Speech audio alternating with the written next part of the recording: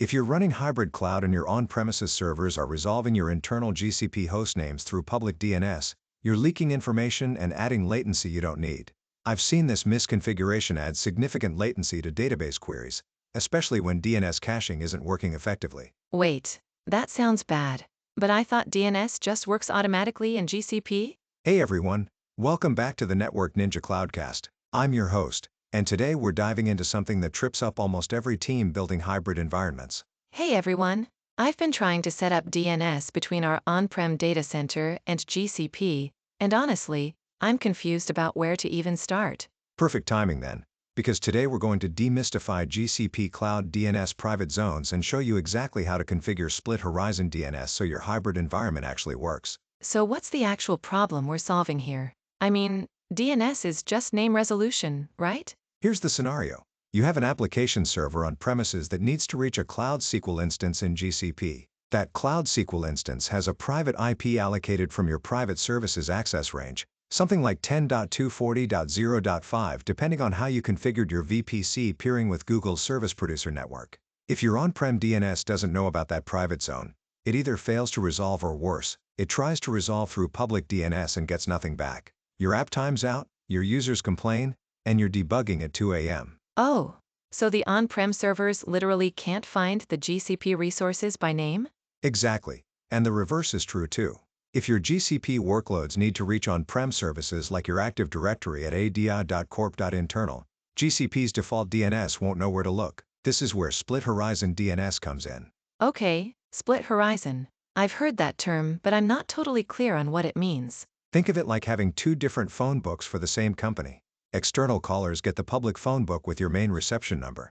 Internal employees get a different phone book with direct extensions and internal-only numbers. Same company name, different answers depending on who's asking and where they're asking from. So the same domain name could resolve to different IPs depending on whether you're inside or outside the network? Exactly right. And in GCP, we implement this using Cloud DNS private zones. A private zone is only visible to the VPC networks you explicitly authorize. So if you create a private zone for db.internal.mycompany.com pointing to your Cloud SQL private IP, only resources in that VPC can resolve it. The public internet has no idea it exists. That makes sense for inside GCP. But how do my on-prem servers see those private zones? This is where it gets interesting. You need DNS forwarding, and GCP gives you two directions. First, inbound DNS forwarding. You create an inbound server policy that provisions forwarding IP addresses from your VPC subnets. These are actual IPs allocated from your subnet ranges. Your on-prem DNS servers then forward queries for your GCP zones to those IPs over your Cloud VPN or Cloud Interconnect. So my on-prem DNS says anything ending in gcp.internal.mycompany.com?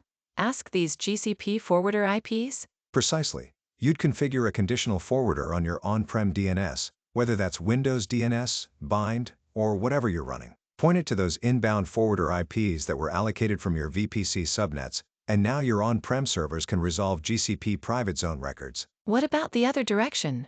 GCP resolving on-prem names? That's outbound DNS forwarding. You create a forwarding zone in Cloud DNS, which is actually a separate zone type from a private zone. Let's say your on-prem domain is corp.internal. You create a forwarding zone for corp.internal and specify your on-prem DNS server IPs as the targets, maybe 192.168.1.10 and 192.168.1.11. When a GCP VM queries for anything in corp.internal, Cloud DNS forwards that query to your on-prem servers. This is clicking now.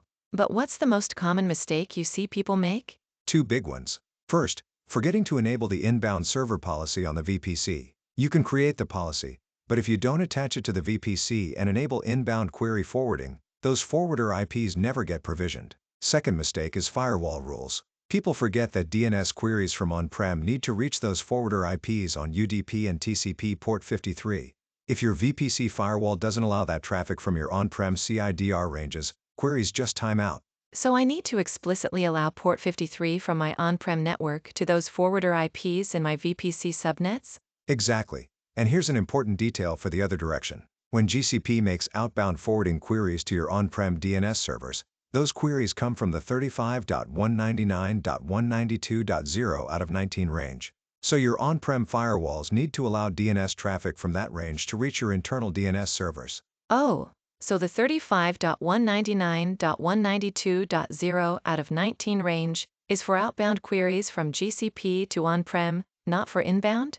Right, that's a critical distinction. Inbound forwarding uses IPs from your VPC subnets. Outbound forwarding queries originate from 35.199.192.0 out of 19. Mix those up and you'll be troubleshooting firewall rules for hours. Let me make sure I've got this. For hybrid DNS, I need a private zone in cloud DNS for my GCP resources, an inbound server policy so on-prem can query GCP using forwarder IPs from my VPC subnets, a forwarding zone so GCP can query on-prem, and firewall rules allowing DNS traffic in both directions, with the right source ranges for each directions. That's exactly it. And one final tip.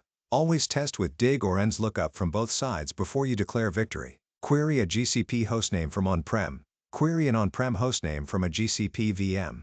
If both work, you've got Split-Horizon DNS configured correctly. This actually makes hybrid networking feel manageable instead of terrifying. That's it for today's episode. If you found this helpful, please hit that like button and subscribe to the channel. And share this with anyone wrestling with hybrid cloud DNS. It's more common than you think. Thanks for watching the Network Ninja Cloudcast.